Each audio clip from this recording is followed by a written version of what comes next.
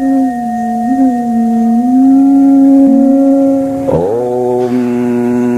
नमो परम तत्वाय शाश्वते नारायणे ओंकारेश्वर वासाय मायानंदाय ते नमः। परमात्म स्वरूप सद्गुरु को नमन करके श्रीमद् भगवद गीता का कर्मयोग नामक तीसरा अध्याय प्रारंभ कर रहे। अभी हमने दूसरे अध्याय के विषय में 11 से 30 श्लोक तक ज्ञान, उसके पश्चात कर्म के विषय में समझा। ये सब समझाने के बाद भी अंततः श्री कृष्ण ने ये कहा कि जो स्थिर बुद्धि पुरुष हो जाते हैं वो ज्ञान पूर्वक अपने स्वकर्म के द्वारा सेवा करते हैं, व्यष्टि सुख भोगों की वासना छोड़ के। परंतु इन सब बातों के बाद भी अर्जुन के समझ में ये बात नहीं आई। इसलिए तीसरे अध्याय के प्रारंभ में अर्जुन ये प्रश्न करता है कि ज्ञान से कर्म ही श्रेष्ठ मानते हो जनार्दन, तो क्यों मुझे फंसाते हो केशव घोर कर्म में।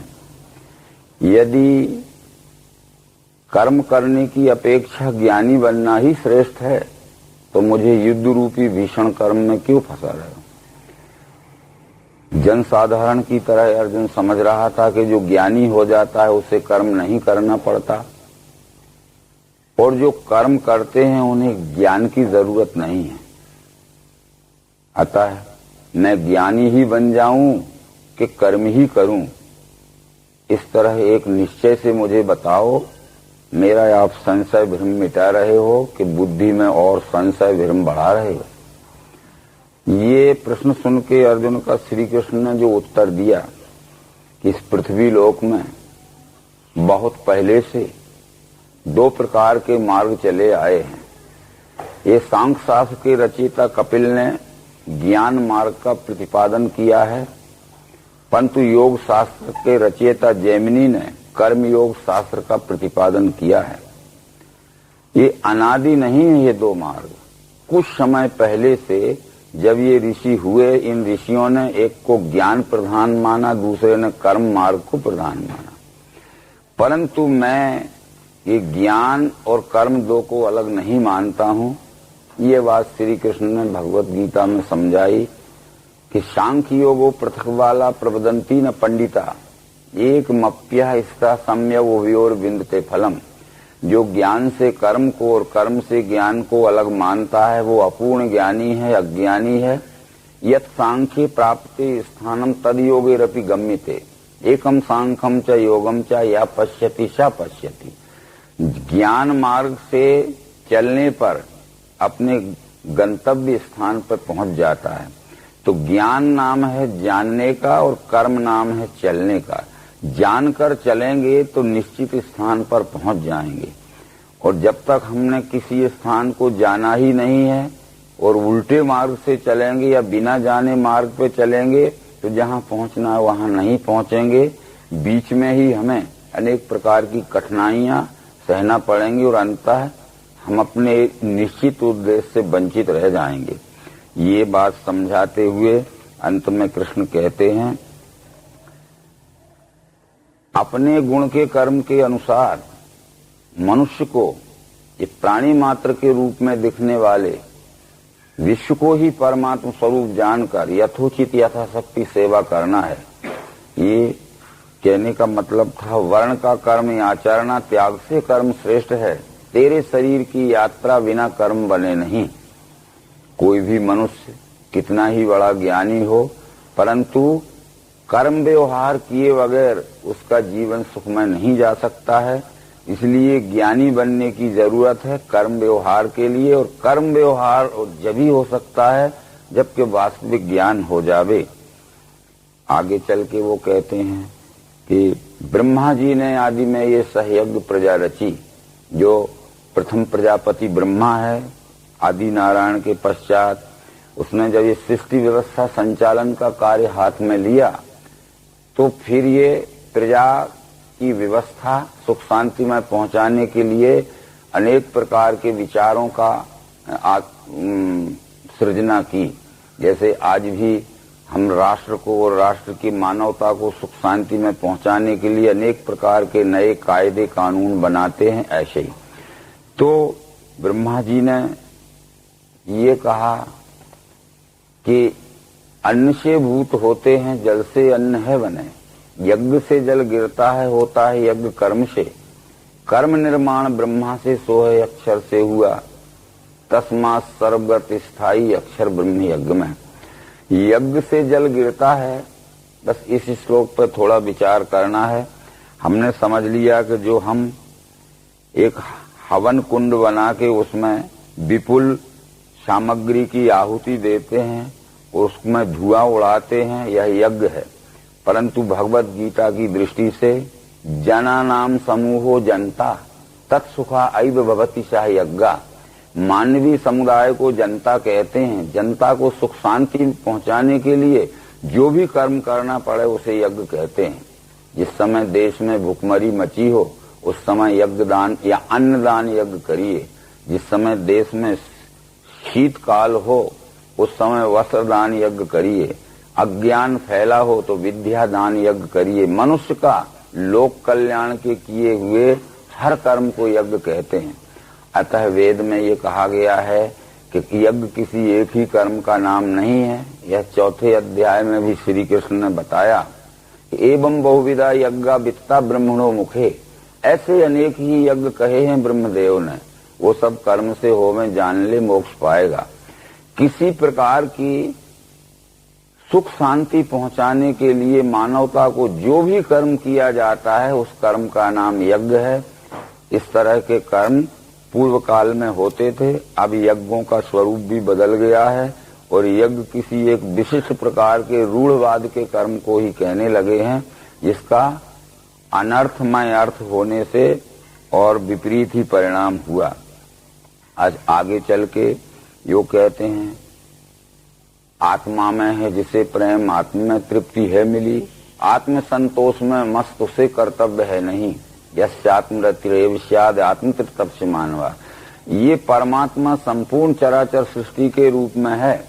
संपूर्ण चराचर सृष्टि के प्राणियों को अपने स्वकर्म के द्वारा निष्काम भाव से यथोचित सुख शांति जो पहुंचाता है वो आत्म प्रेम के कर्म है।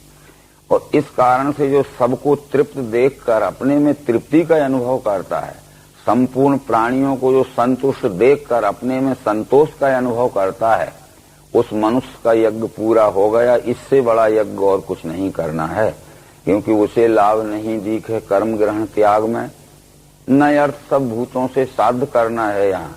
फिर उसको कर्म के त्याग का विधि निषेध लागू नहीं होता है, कौन सा कर्म त्यागे कौन सा कर्म करे। उद्देश्य है कि प्राणी मात्र के रूप में दिखने वाले ये विश्व रूप परमात्मा को सुख शांति पहुंचाने के लिए हम सेवा में यज्ञ कर रहे हैं, इसलिए उसको कर्म का विधि निषेध लागू नहीं है। इससे फल की इच्छा त्याग के निज कर्म ले, असंग कर्म करने से आत्मनिश्चय है मिले। इसलिए अर्जुन व्यष्टि सुख भोगों की फल इच्छा छोड़कर लोक कल्याण के लिए तू अपने क्षत्रिय वर्णोचित युद्ध रूपी कर्म को छोड़ रहा है, उसे ग्रहण कर। असंग कर्म करने से आत्मनिश्चय है मिले। ये प्रमाण भी श्री कृष्ण ने दिए कि इसी प्रकार के कर्म करके कर्मेण भी संसिद्धि मास्यता जन का दया लोक संग्रह में वापी संपश्यन कर तुम रची। इस प्रकार के लोक कल्याण के कर्म करके, लोक कल्याणकारी यज्ञ रूपी कर्म करके जनक आदि बड़े बड़े ज्ञानी पुरुषों ने परम सुख शांति की सिद्धि पाई है। तो लोक कल्याण की दृष्टि से तुझे भी अपने स्वकर्म के द्वारा सेवा करके परम सुख शांति की सिद्धि मिल सकती है।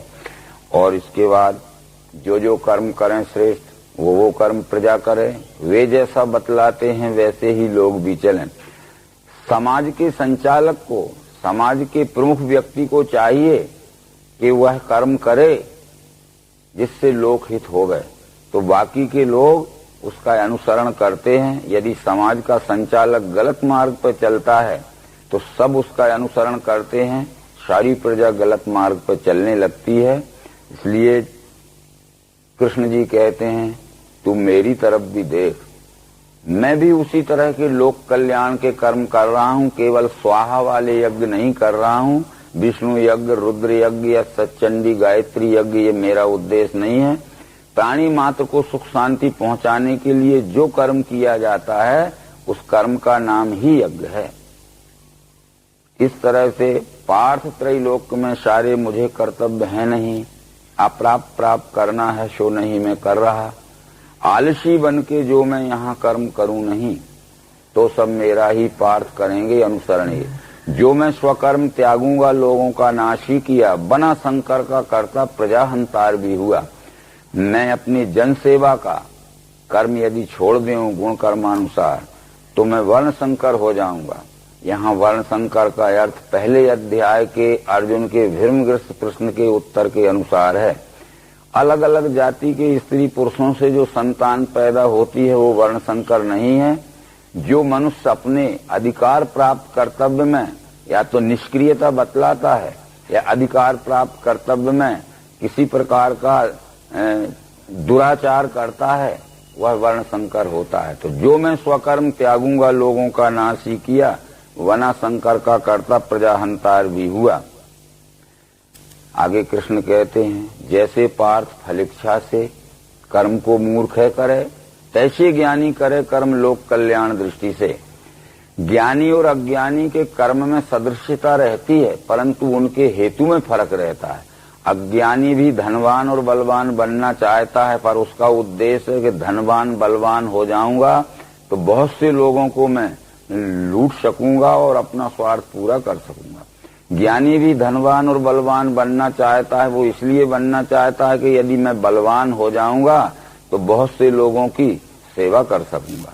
यद्यपि ज्ञानी अज्ञानी के कर्म में सदृशता होते हुए भी उनके हेतु में फर्क होता है। अज्ञानी बलवान और धनवान बनता है दूसरों को सताने के लिए, ज्ञानी धनवान और बलवान बनता है अपने धन और बल से प्राणी मात्र की सेवा करने के लिए। इसलिए वो कहते हैं कि ये द्वैत बुद्धि नहीं देना अज्ञानी कर्म संग को, जोड़ना सब कर्मों में ज्ञानी ने करके स्वयं। अज्ञान के कारण जो द्वैत के भ्रम में फंसे हुए हैं, संशय भ्रम में फंसे हुए हैं, अंधविश्वास में फंसे हुए हैं, जो ज्ञानी हो गया है उसको चाहिए कि उनको अंधविश्वास में न फंसे रहने दे।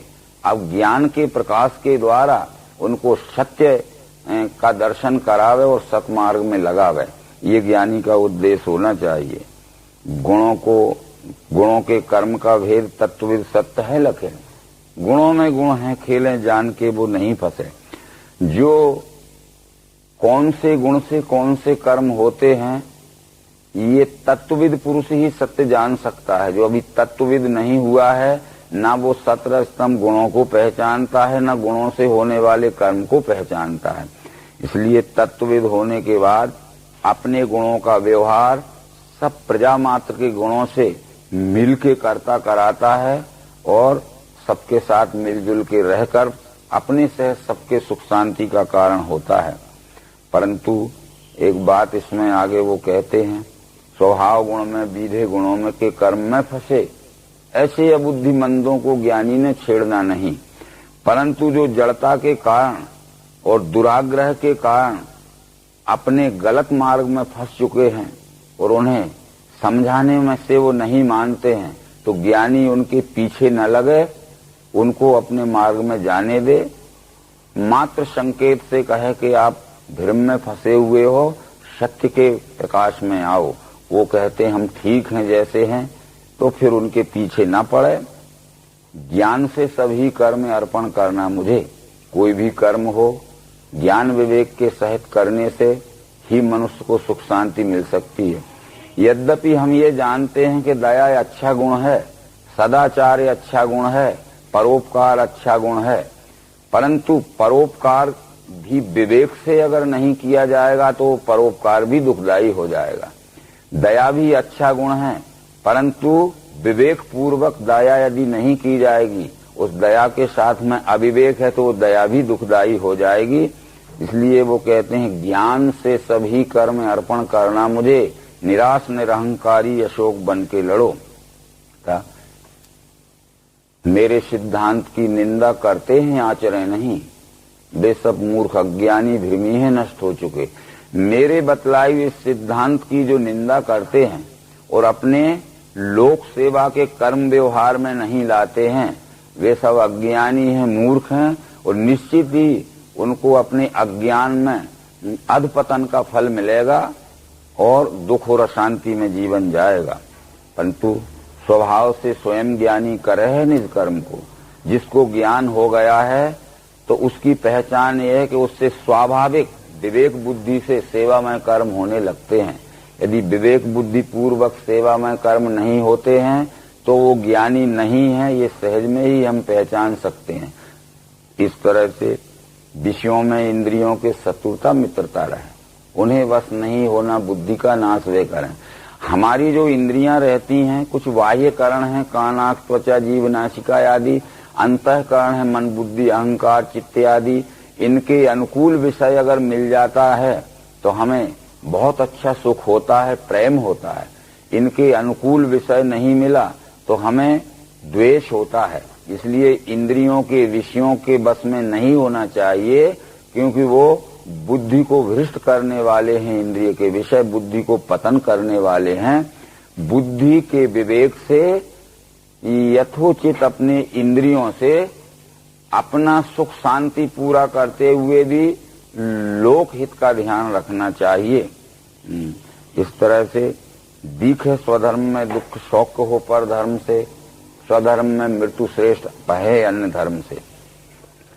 कृष्ण जी की ये सब बातें सुनने के बाद अर्जुन के मन में एक विचार आया कि मैं तो चाहता हूं कि अच्छा काम करूं, पर मेरे अंदर ऐसी कौन सी अज्ञात शक्ति बैठी है जो जबरदस्ती मुझे बुरा काम करने में लगा देती है। और मैं बुरे काम को करता हूं और ये भी जानता जाता हूं कि ये बुरा काम है और ये भी सोचता हूं कि बुरे काम को छोड़ देना चाहिए, पर कौन सी अज्ञात शक्ति है जो मेरे जानते हुए भी बुरे कर्म को नहीं छोड़ने देती। कृपया उसकी पहचान करा दीजिए। तब श्री भगवान बोले, कृष्ण जी कहते हैं, यही काम यही क्रोध है रजोगुण से हुआ, ये अधाशी महापापी यहाँ तू शत्रु जान ले। अर्जुन, उस अज्ञात ये जीव को पथ भ्रष्ट करने वाला वो काम नामक शत्रु है। वो काम अपना ही स्वरूप लोभ और क्रोध में परिवर्तित कर देता है।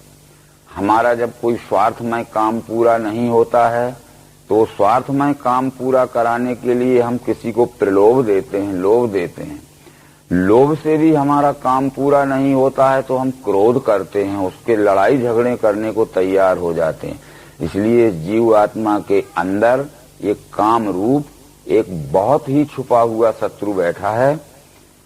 वो सहज में समझ में नहीं आता है। जैसे धुएं से आग ढक जाती है, जैसे मुख देखने का शीशे में धूल लग जाती है तो वो आच्छादित हो जाता है, वैसे गर्भस्थ शिशु गर्भ की झिल्ली में ढक जाता है, वैसे ही काम के आवरण से इस जीव आत्मा में जो विवेक का प्रकाश है, उजेला है, वो काम के आवरण से ढक जाता है। ज्ञानी का नित्य वैरी है। ज्ञान मार्ग में ये काम हमेशा बाधा डालने वाला शत्रु है। ये इंद्रियां, मन, बुद्धि, इन तीनों स्थान में ये काम रहता है। इनसे ही फांसता है देही को ज्ञान छीन के। हमारे शरीर में जो इंद्रियां हैं ये बिल्कुल स्थूल साधन है। मन उससे भी भीतर है, बुद्धि उससे भी सूक्ष्म भीतर है, परंतु ये स्थूल इंद्रियां, सूक्ष्म मन और कारण बुद्धि में तीनों के ऊपर काम की सत्ता रहती है। तब ये इंद्रियों में बैठा हुआ काम तो जल्दी समझ में आता है कि स्वार्थ बुद्धि का मनुष्य, पर मन में बैठी हुई काम वासना थोड़ी देर में समझ में आ सकती है। पर बुद्धि में बैठी हुई काम यानी स्वार्थ की वासना बहुत मुश्किल से समझ में आती है। इसलिए ये जरूर ज्ञान विज्ञान का नाश करने वाला ये काम ही है। इससे पहले ही पाठ जीत ले तू इंद्रियां। यदि इस काम रूपी दुर्जय शत्रु को वश में करना है तो सबसे पहले अपनी इंद्रियों के ऊपर अधिकार करो। मन अगर चाहता है, मन में बैठा हुआ काम चाहता है कि चोरी करने जाना है, पर पांव को चलने ही मत देना, तो मन जब पांव रूपी साधन चलने के लिए नहीं मिलेगा तो मन की कामना पूरी नहीं होगी, स्वार्थ पूरा नहीं होगा। इस तरह से जिसने अपनी इंद्रियों को वश में कर लिया है बराबर, वो काम पर विजय पा सकता है। और देह से इंद्रियां सूक्ष्म, उनसे मन सूक्ष्म है। काम मन से सूक्ष्म है बुद्धि, काम है बुद्धि के परे। देह से इंद्रियां सूक्ष्म है, यानी देह की चालक इंद्रियां हैं, इस शरीर को चलाने वाले इंद्रिय हैं। इंद्रियों को चलाने वाला मन है। मन जब प्रेरणा करता है तभी हमारी इंद्रियां चलती हैं। जैसे मन में इच्छा हुई कि पत्र लिखूं, तभी हाथ से पेन निकाला जा सकता है, तभी कागज पर पेन चलाया जा सकता है।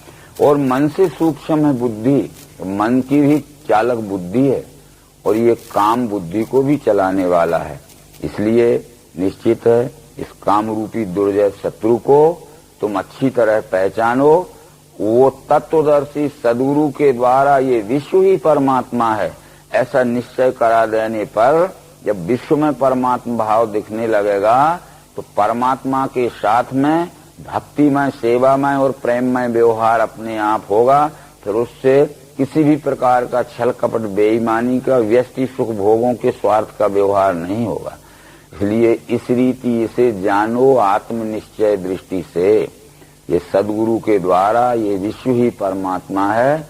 ये विश्व में चराचर सृष्टि में परमात्मा भाव देखकर इसके साथ में ही सेवामय, प्रेममय, भक्तिमय व्यवहार करना है।